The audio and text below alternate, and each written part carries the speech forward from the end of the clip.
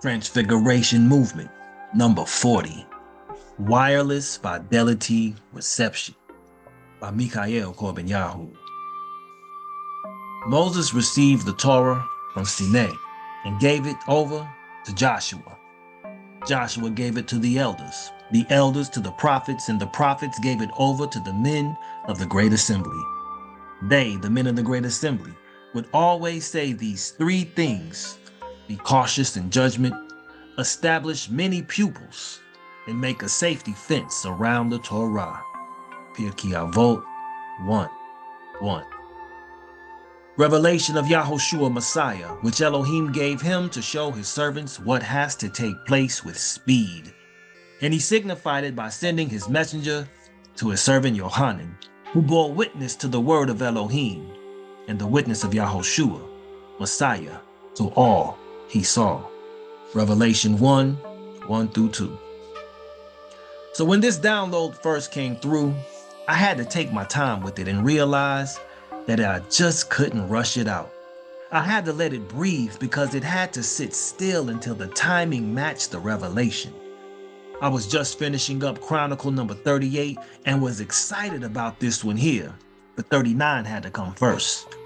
From the start, I knew that this one had to be released as the 40th Chronicle because the number 40 is the key to the whole insight. The thought of Moshe receiving the Torah kept stirring in me, how he was called to ascend the mountain and receive the Torah straight from Elohim during his time on the mountain. I kept picturing those 40 days and 40 nights that Moshe stood in the fire, carrying the prophetic words that shaped eternity. My mind wandered. Did he stretch his body like preparing for battle? Meditate like a sage, shadow box against himself, break down in tears and rise in laughter, or stay awake, fueled by the presence while time dissolved around him? Then it hit me. What was Moshe's consciousness like when he tapped into the frequency of the eternal, the source of all life? And right after that realization came the breakthrough. We all have access to that same Wi-Fi connection with Abba that Moshe had. The Wi-Fi is our faith, and obedience is our password. So when we enter into the stream, the reception clears with no static and no interruptions. Once that signal is flowing, the kingdom message does not just stay with us. We become the message. It's a signal that broadcasts to the world that the presence of El Elyon is embraced the way the earth naturally embraces the roots of a tree. That's when it clicked. What Moshe experienced isn't just some untouchable story locked in the past. We all got access to that Wi-Fi signal straight from Abba. But the router isn't plastic. It's faith and obedience. That's the password. Once you type that in with your life, the connection clears up, no lag, no static. And when the signal comes through, it just isn't personal. It broadcasts kingdom vibes so strong that the whole earth feels the roots of El Elyon pressing into it. Again, like a tree, finding home in the soil. Let's take a moment to think about Wi-Fi for a second. According to Cisco systems, Wi-Fi is defined as a wireless networking technology that allows devices such as computers, laptops and desktops, mobile devices, smartphones and wearables, and other equipment, printers and video cameras, to interface with the internet. It allows these devices and many more to exchange information with one another, creating a network. Internet connectivity occurs through a wireless router. When you access Wi-Fi, you are connecting to a wireless router that allows your Wi-Fi compatible devices to interface with the internet. Interestingly, the modern definition of Wi-Fi offers a striking metaphor for the spiritual transmission of Torah described in Pirkei Avot, which was quoted in the introduction to this article. Just as Wi-Fi allows multiple devices to interface with an unseen source of information through a router, So too the chain of Torah creates a spiritual network in which each generation can connect to the infinite source. The router in this analogy is Sinai, where Moshe first received the Torah, the original access point that made the heavenly signal available to humanity. What is more, the Oral Torah functions like the ongoing bandwidth, invisible, wireless, yet utterly essential for transmitting living guidance into new contexts. And so, for Wi-Fi to function, the definition informs us that devices must be compatible and properly configured. Spiritually, this is the principle of becoming a vessel, emptying oneself of ego, cultivating humanity, and attuning consciousness to receive Abel, the transmission. A corrupted or poorly tuned device struggles with connection, just as a heart cluttered with noise and static cannot hold heavenly wisdom.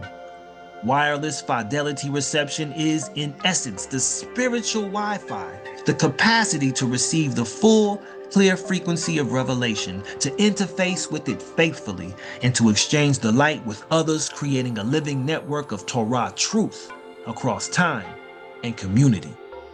Today, most of us use Wi-Fi on the regular without giving it much thought. We can't see it, but it's everywhere, connecting our phones, our laptops, even our smart TVs and car equipment. Back in the late 90s, engineers figured out how to take radio wave research from decades before and flip it into something revolutionary, a way to move information through the air without wires. A router sends out invisible waves, and if your device is in range and has the right password, boom, you're online. But if you're too far out, or there's interference, or you don't have the right credentials, you're cut off from the flow. For us, Wi-Fi is more than just tech. It's a parable for our lifestyle and covenant relationship with Hashem, in that our connection to Hashem works the exact same way in principle. The heavenly signal is broadcasting, but not everyone's tuned in. What are the signals, you might ask? Torah and commandments. That's the network protocol, or the standards governing how data is exchanged between devices in a network. For us, faith, or emunah, is our login key. When we're aligned, the reception is clear. When we're distracted, distant, or disconnected, the signal gets weak. Prayer, study, meditation, they're like boosting our bandwidth, clearing interference, and keeping our soul updated with the latest firmware. With firmware, we have the perfect bridge as it relates to the internal code that tells a device how to operate, invisible yet foundational to every function.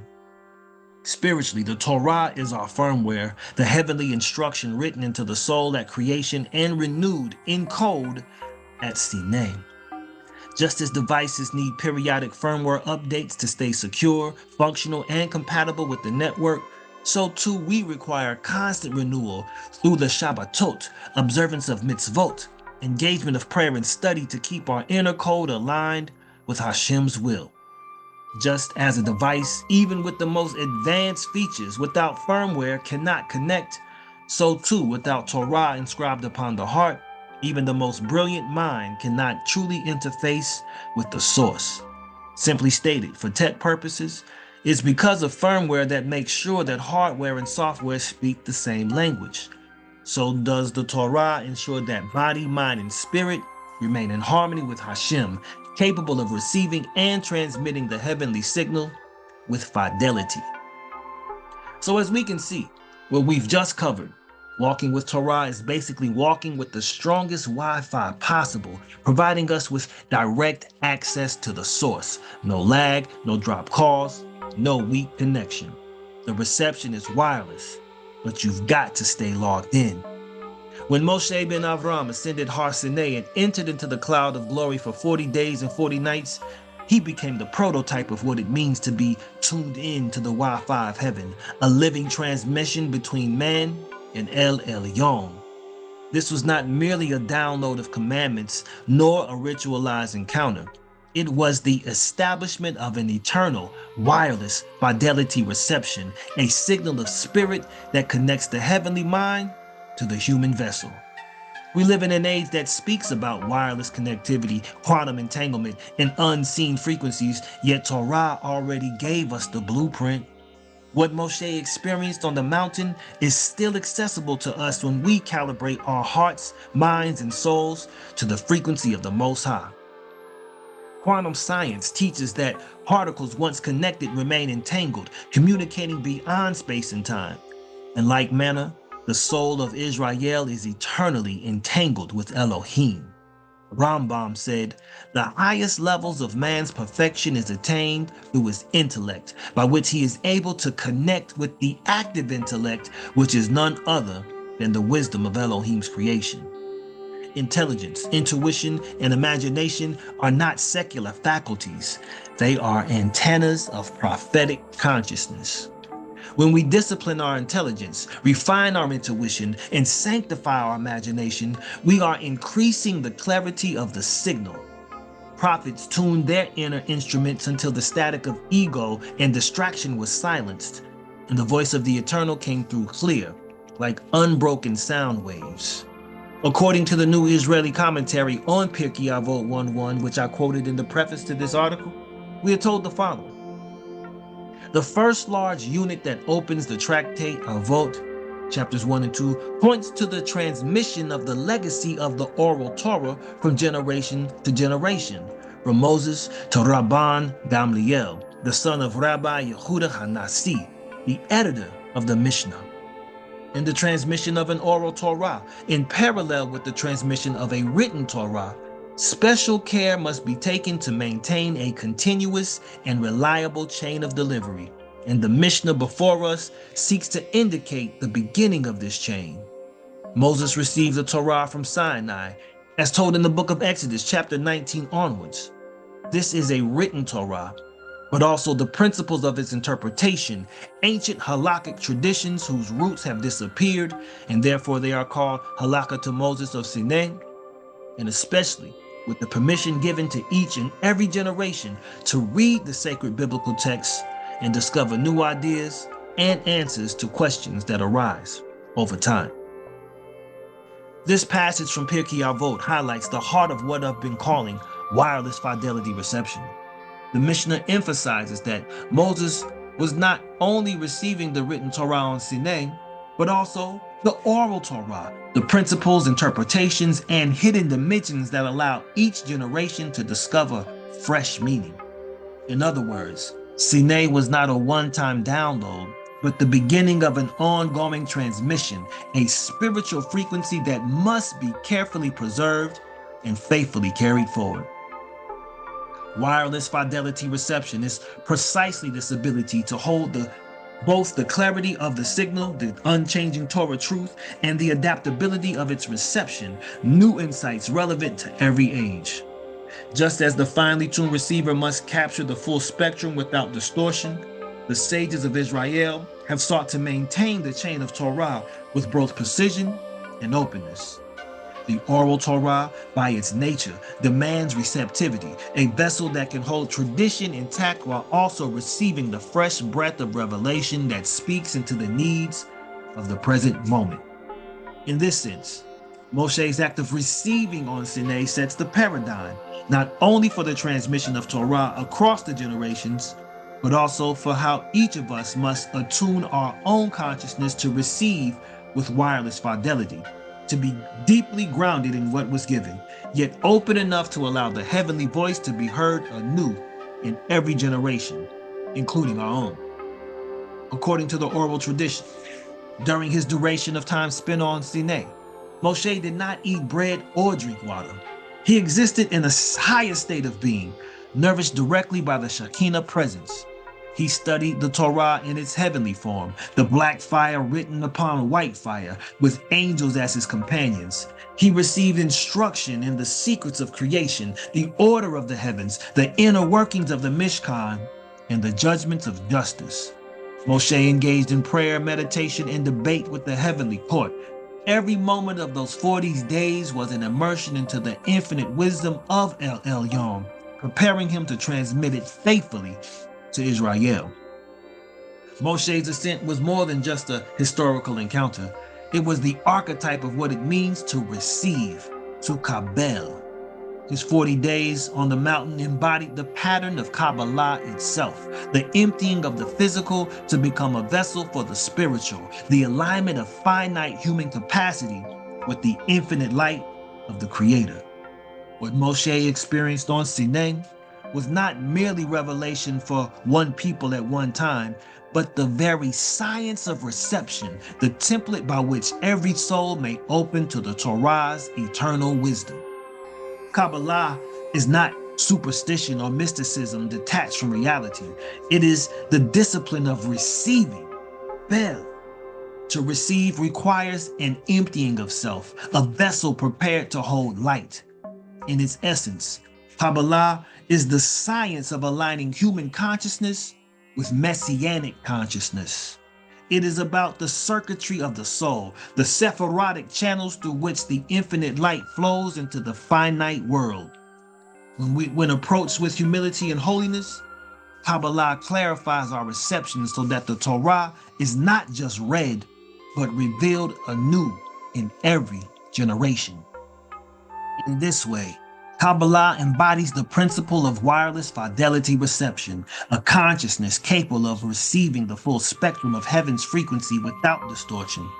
Just as a finely tuned receiver must be emptied of static to catch the pure signal, so too the soul must be clear itself of ego and distraction to hold the living Torah. When we practice Kabbalah in its true essence, we become living antennas of heaven's wisdom, aligned with Moshe on Sinai, able to receive, transmit, and amplify the revelation for our generation. As we expand the reach of the word Kabbalah, Kala, Kaf, Kuf, Beit, Lamed, He, we find that it carries a secret signal within its very letters. Kuf symbolizes holiness descending into the realm of the ordinary, the infinite reaching into the finite. Like the wireless signal that permeates the air unseen, the heavenly frequency is always present, seeking receivers attuned to it. Beit, it represents the house, the vessel. To receive light, one must become a vessel, just as a device must be Wi-Fi compatible to connect. The human soul, purified of interference, becomes the vessel that holds revelation. Lamed, the tallest of the Hebrew letters, pointing upwards, symbolizing aspiration, study, and connection between heaven and earth.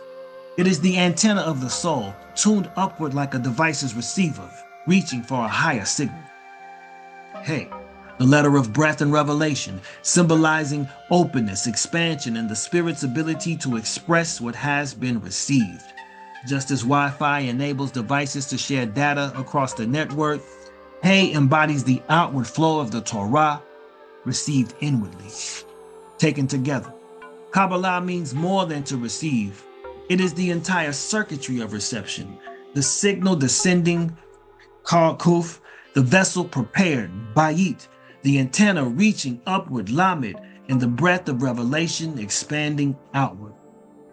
Hey, this is wireless fidelity reception. On the spiritual plane, the heavenly signal is always broadcasting. The question is whether our firmware, Torah, our compatibility, faith, and our bandwidth, devotion, are aligned to receive it with fidelity. When they are, the reception is not just personal, but networked. We become transmitters of that light, creating a living covenantal web that spans generations. Yet, no one stumbles into clear reception by accident. The signal may be eternal, but the vessel must be trained to hold it. Just as the athlete disciplines the body for strength, so must the soul be conditioned for light. Did not the leaders of the Yahudi marvel, saying of Messiah Yeshua, "How does this man know letters, having never learned?" John 7:15. And he answered, "My teaching is not mine, but his who sent me. If anyone wills to do his will, he shall know concerning the doctrine, whether it is from Elohim or whether I speak on my own authority." Verses 16 through 17. Here lies the mystery. True reception is not from human cleverness, but from alignment with the source. Firmware without updates grows dull. Antennas without alignment fall silent. And vessels without cleansing cannot carry the flow. The Sephirot, The channels of wisdom, understanding, beauty, and sovereignty are not merely abstract diagrams, but living pathways of reception, vessels that must be purified, calibrated, and opened. Therefore, the path of Kabbalah is not only to receive, but to prepare oneself continually, to polish the heart, to steady the mind, to widen the spirit, so that the heavenly broadcast may enter without distortion and resound through us as living covenant. As I just stated, that wireless fidelity reception comes through spiritual training. Just as athletes condition their bodies, we must condition our souls with the following disciplines: study, constant immersion in Torah, sharpening the mind to discern truth from illusion; meditation, centering the heart so that the inner noise does not block the spirit signal; trustworthiness, living lives of integrity, for Elohim does not transmit his secrets to the deceitful; faithfulness, remaining consistent in covenant, knowing that each act of loyalty increases bandwidth; sanctify your time, set aside fixed hours daily for Torah study and meditation; purify your vessel, cleanse your body and mind from toxins, both physical and spiritual; guard your imagination, let it be used for holy vision, not vain fantasy; practice awe, keep reverence alive, never allowing holiness to become casual; and walk in fidelity.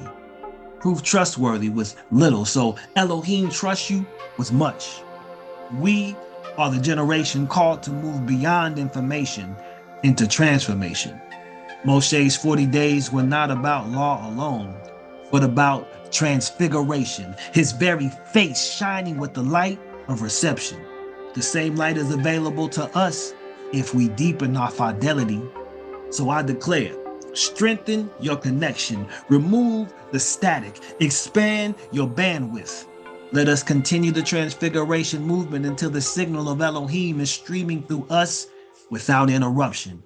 Tune in. The Wi-Fi of Sinai is still alive. Stay connected. Strengthen your vessel. Be transfigured. Stay live.